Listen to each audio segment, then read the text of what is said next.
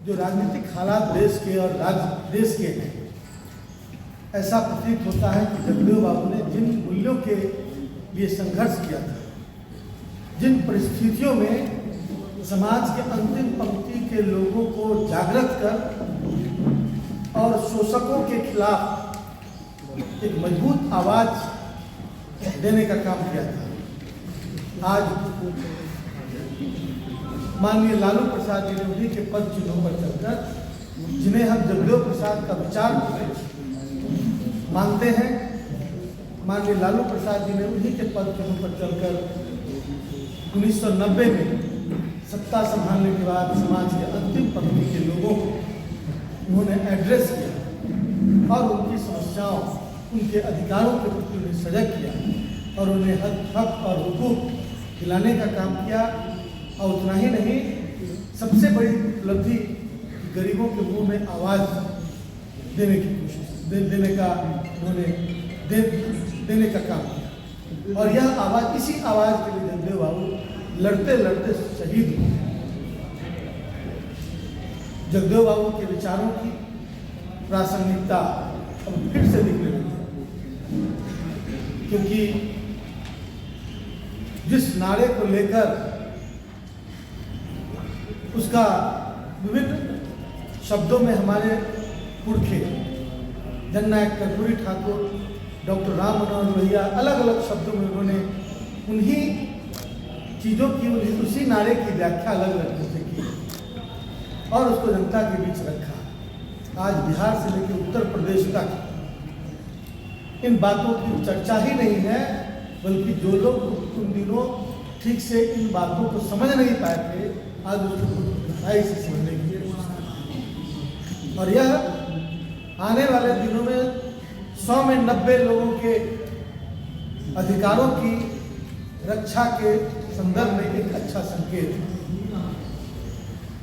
हम इस अवसर पर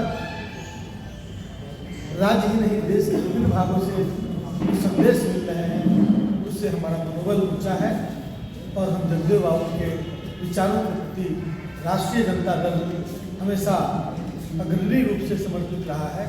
और महागठबंधन के विचारधारा, उसमें हम समझते हैं कि महती संख्या में जो 90% जगदेव बाबू के शब्दों में है, उनका विश्वास जग रहा है और पूरी तरह सॉलिडेरिटी बनता हुआ दिख रहा है। धन्यवाद। जिस दौर को आप सुनहरा दौर नहीं, परिवर्तन हुआ, लेकिन परिवर्तन के बाद फिर परिवर्तन करने की कोशिश हुई, सांप्रदायिक बातों को फैलाकर, भावनाओं को फैलाकर, और फिर उसे यथास्थितिवादी तत्वों ने अपनी जगह पर फिर पहुंचाने की कोशिश की।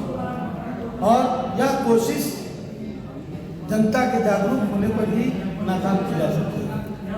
इसलिए ऐसा महसूस होता है कि उस नारे की प्रासंगिकता फिर से बन गई है और जनता महसूस कर रही है हर मोर्चे पर उसी विचार के लोग जिनके बारे में जगदेव बाबू बोला करते थे 10% किसी न किसी रूप में उस पर कब्जा कर चुके हैं और आम आवाम उनके शोषण का विभिन्न तरह से शिकार है।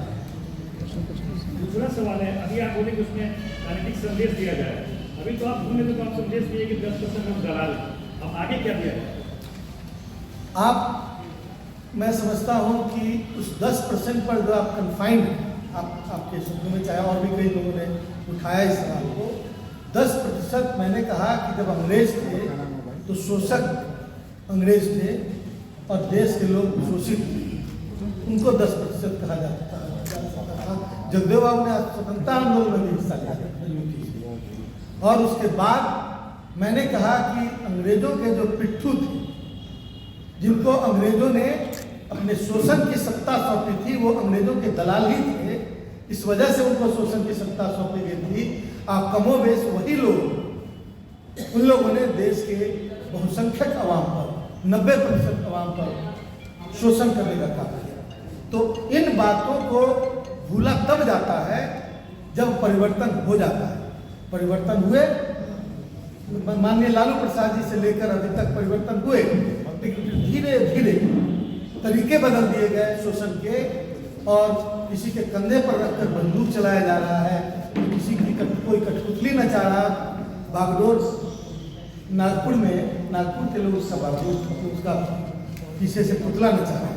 तो ये सारी बातें सामने आ रही हैं और यह अवाम के 90% अवाम के विरुद्ध है।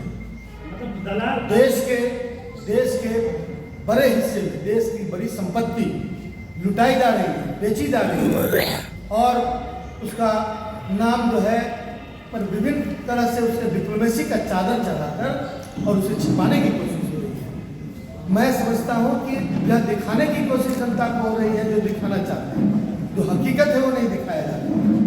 ये तमाम सिस्टम पर जो कब्जा करने की कोशिश हो रही है, यही तो शोषण है और यही गुलामी है। इसी गुलामी के खिलाफ ये जिहाद है। आप क्यों कन्फाइंड हो रहे हैं? मैंने तो कहा कि बदलते रहते हैं, मैंने कहा कि बदलते रहते हैं लोग। अंग्रेजों के समय जिन लोगों ने अंग्रेजों की मुखबिरी की, उसको आप क्या कहेंगे? वो भारत के रहने वाले तथाकथित आज के राष्ट्रभक्त जिसकी ठेकेदारी लेने की कोशिश कर रहे हैं।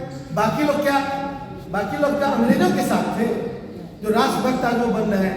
ये देशभक्ति और राष्ट्रभक्ति का ठेका लेने वाले लोग, तो मैं नहीं कह रहा कि 100%, लेकिन ऐसे अधिकांश लोग की मानसिकता वही, किसी मानसिकता के खिलाफ ये लड़ाई है, या किसी जाति या किसी धर्म या किसी व्यक्ति के खिलाफ नहीं। राष्ट्रभक्ति करने वाले लोग दलाल आप मैं पूछ रहा हूँ कि ये जो डिबेट आप कर रहे हैं, ऐसा प्रतीत होता है कि किसी खास पार्टी और व्यक्ति की तरफ से डिबेट कर रहे हैं। मैं कह रहा हूँ बार बार कि अंग्रेजों के समय अंग्रेज जो थे शोषक थे, और उसके बाद उनके दलालों के हाथ में शोषण की सत्ता चली गई। वो दलाल किसी रूप में बदलते रहते हैं। तो फिर इस पर इतना डिबेट क्यों? अब क्यों नहीं डिबेट कर रहे हैं कि 15 लाख रुपया कहाँ गए? क्यों नहीं डिबेट कर रहे हैं कि 16 करोड़ नौकरी कहाँ गया, अब रोजगार कहाँ गया? डिबेट का विषय ये होना चाहिए, और डिबेट का विषय भटका कर लोगों के आंख पर पर्दा डालने की कोशिश मत करे ये लोग। और ये लोग एजेंसी तय कर रहे हैं।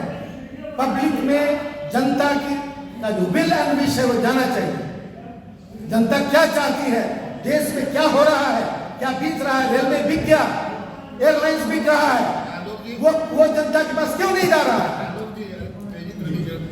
नहीं, हम लोग का बस इतना ही जानना चाहते हैं कि ये जो 10% लोग आज की तारीख में कौन? 10% लोग आज की तारीख में वही लोग जो लोग शोषक थे, जो रूप बदलकर आप क्यों नाम पर जा रहे हैं? कोई एक आदमी हो तब तो नाम बताया। यह एक व्यवस्था है, यह सामने में कुछ और दिख रहा है। प्रधानमंत्री मैं वही बता रहा हूँ, ये तमाम वैसे संगठन हैं, ये संगठन के लोग हैं जो मानसिकता के हैं, जो जगदेव बाबू के विचारों के खिलाफ साजिश करते रहे। इस व्यवस्था में कहीं न कहीं सरकार भी आती है और सरकार में आप भी शामिल है, तो क्या इस व्यवस्था में बिहार में तो जगदेव बाबू के विचारों की सरकार है, जो उनके विचारों की सरकार फिर चली गई। धन्यवाद।